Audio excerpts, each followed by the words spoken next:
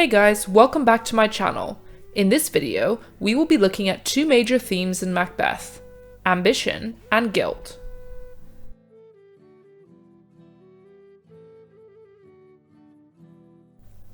The theme of ambition is particularly important in Macbeth because it also happens to be his fatal flaw, the character trait which leads to his downfall. After meeting with the witches who promise him that he will be promoted to Thane of Cawdor and one day sit on the throne of Scotland, his dormant ambitions are ignited. He says, "My thought, whose murder yet is but fantastical, shakes so my single state of man that function is smothered in surmise, and nothing is but what is not." Almost immediately he has jumped to the idea of murdering the king without any prompting from the witches, and is so gripped by just the thought of it that he can feel it throughout his entire body. This gives the audience a pretty good idea of how intense his ambition really is, and suggests that he will not be able to control it later on. He writes of these events to his wife in a letter, saying, "This have I thought good to deliver thee, my dearest partner of greatness, that thou mightest not lose the dues of rejoicing by being ignorant of what greatness is promised thee." This is a reminder that she will also benefit from his potential rise to success, and Lady Macbeth latches onto it right away, saying, "Glamis thou art, and Cawdor, and shalt be what thou art promised. Art not without ambition, but without the illness should attend it." She recognizes that Macbeth has ambition, but until this point, he has not had the stomach to translate it into actions. Macbeth displays his hesitancy in Act 1, Scene 7, where he is deciding whether or not he should carry out the murder of King Duncan. He admits to himself, "I have no spur to prick the sides of my intent, but only vaulting ambition which o'erleaps itself and falls on the other." Interestingly, he compares his ambition to riding a horse which jumps too far over an obstacle and collapses on itself. He is aware that his ambitious thoughts are out of control and are likely to end badly, but despite his misgivings, Lady Macbeth is able to persuade him to kill Duncan without much difficulty. So by making this decision, he is knowingly abandoning reason and allowing his ambition to have full reign over his actions. However, it is not the only so-called villains who are affected by ambition, as Macbeth's friend Banquo is also tempted by the witch's prophecies. In Act 3, Scene 1, he says, "It was said that myself should be the root and father of many kings. May they not be my oracles as well, and set me up in hope?" The difference between them is that Banquo is able to suppress any murderous intentions he may have had, and remain within the moral boundaries of society. This suggests to the audience that practically everyone has some level of ambition inside them, but it is uncontrolled ambition which is the real issue. For a more in-depth look at Banquo, check out this character analysis video. There are fatal consequences to Macbeth's uncontrolled ambition, however, and both Macduff's family and Banquo become victims to it. In another of his soliloquies in Act 3, Scene 4, he says, "For mine own good, all causes shall give way. I am in blood stepped in so far, that should I wade no more, returning were as tedious as go o'er." His completely selfish ambition has reached a point of no return, and he must now continue to commit terrible acts to protect his ill-gotten gains. Although they have achieved what they set out to do at the beginning of the play, they do it at the expense of their happiness. In Act 3, Scene 2, Lady Macbeth reflects that "naught's had, all's spent, where our desire is got without content." And Macbeth voices a similar feeling after learning of his wife's death in Act 5, Scene 5.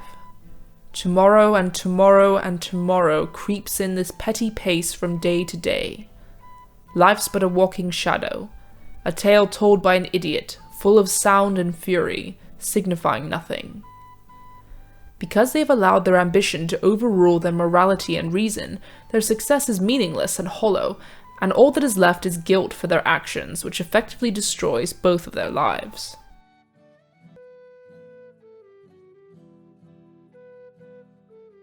The theme of guilt presents itself often throughout this play, particularly after the murder of King Duncan. Shakespeare uses blood to vividly represent this emotion, and since the phrase "blood on your hands" is still commonly interpreted today to mean responsibility for someone's death, it is easy to connect this recurring symbol with the guilt felt by Macbeth and his wife. Additionally, a lack of sleep often appears in close connection with this theme, because the ability to sleep represents the innocence and peace which a guilty conscience would not allow. Immediately after murdering Duncan, Macbeth tells his wife of the two drugged guards outside the king's bedroom. One cried, "God bless us," and "Amen," the other. Listening their fear, I could not say Amen when they did say God bless us. In his mind, killing the divinely appointed king means that he is going against God and nature, and his remorse at doing so physically blocks him from even speaking the word Amen, which would absolve him of his crime. He goes on to say, "Methought I heard a voice cry, 'Sleep no more, Macbeth does murder sleep.' The innocent sleep, the death of each day's life, sore labour's bath, balm of hurt minds, great nature's second course."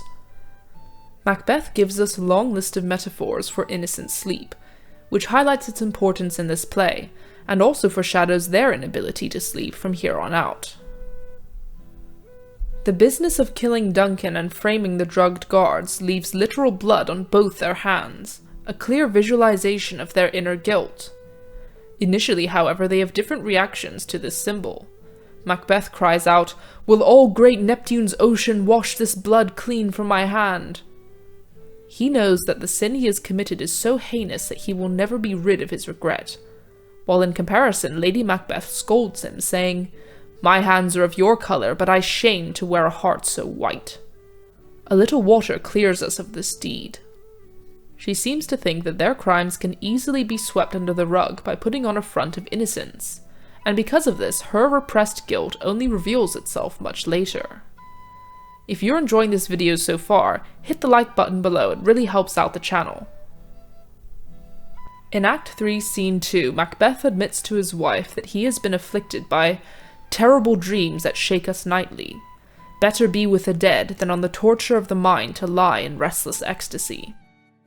His inability to sleep peacefully actually makes him wish he was dead, and after Banquo's ghost, another manifestation of Macbeth's guilt, disrupts the banquet and frightens him half to death, Lady Macbeth refers to the symbol again, saying, "You lack the season of all natures, sleep." As their list of victims grows longer, they are increasingly plagued by guilty consciences, and while Lady Macbeth has put on a convincing show of normality until this point, she must inevitably face the horror of what she has been an accomplice to.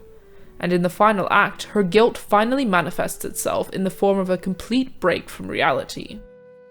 We learned from a lady-in-waiting and a doctor that she is troubled by sleepwalking episodes where she is oblivious to everybody around her.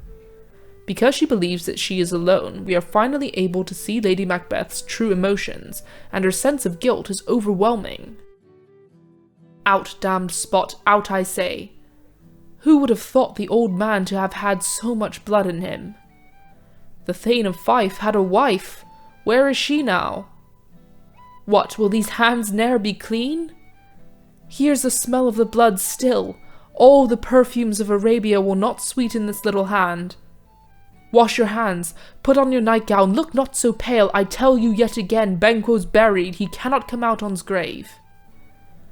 She reveals here that she feels guilt not only for King Duncan's murder, but also the murder of Macduff's family, his titles the Thane of Fife, and the murder of Banquo. She knows that she is guilty of persuading Macbeth to commit the first crime, but by doing so, all the other deaths are on her head too. The blood on her hands is a hallucination, so by saying that she cannot wash her hands clean, she is indicating that she will never be free of the guilt that haunts her.